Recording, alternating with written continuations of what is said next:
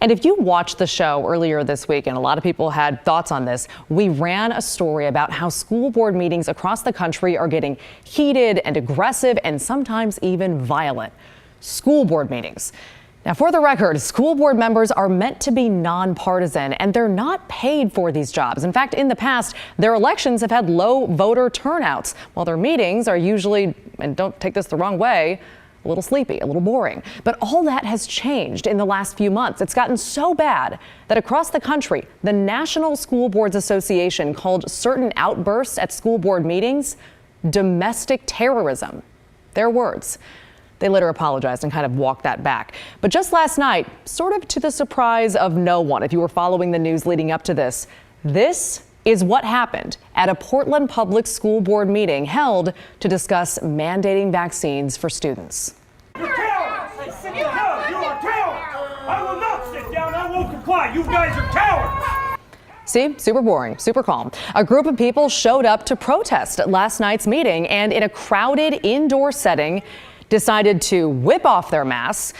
And I do want to stop and make sure you know this. This was not your usual school board crowd of concerned parents from the district. This was an organized effort by anti-vaccine activists across the Northwest. They, in fact, put out a call for people to show up and disrupt the meeting, and it looks like it worked. Individuals from a group called People's Rights Oregon showed up. That is a group founded by Ammon Bundy of the anti-government Malheur takeover fame, along with right-wing groups like Free Oregon, who has been backing conservative school board candidates and challenging vaccine mandates. Margot Logan, also an anti-mask, anti-vaccine conspiracy theorist who ran a failed campaign for the school board, was there. She was stopped at the door without a mask. You just saw that. Also, leaders and supporters of Oregon Moms Union. They're a conservative group dedicated to taking on school board meetings across the state. It's all about choice. We want freedom of choice, and we want the opportunity to speak.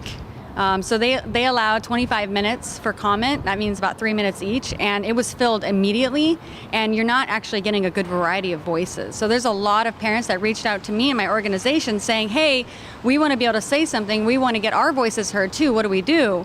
And so I said, let's show up and we will record your comments here so that they can be on the record. So it's not just what is showing up in the school board meetings, because there has been a kind of an epidemic with school board meetings where people are being blocked out from them. They're all held on Zoom. Parents are not feeling like their voices are being heard. To be clear, you heard her say people were allowed to speak last night. The school board shut it down because they didn't want to speak while wearing masks, violating the mask mandate. Now, there were people in the crowd who also don't have kids in PPS. You probably gathered that from the earlier description. In fact, a lot of them don't even live in Portland. Kind of reminds us of that scene from Mean Girls. She doesn't even go here. Wish you could yell that, but I can't. They brought signs. They got into shouting matches with other people at the meeting, and they actually lectured and, some report, shouted at teenagers, students, who were there to speak up in favor of a vaccine mandate, to give their take on what should happen in their schools. And because so many people refused to put on a mask, here's what happened. All right, we're going to suspend the meeting and we'll move to a virtual location. We can't put everyone at risk. Thank you. So the board decided to suspend the in-person meeting and move it online. But did the protesters go home? No, come on. Of course they didn't. It's 2021. Why would they? They stayed and they held their own meeting in the building. So that happened.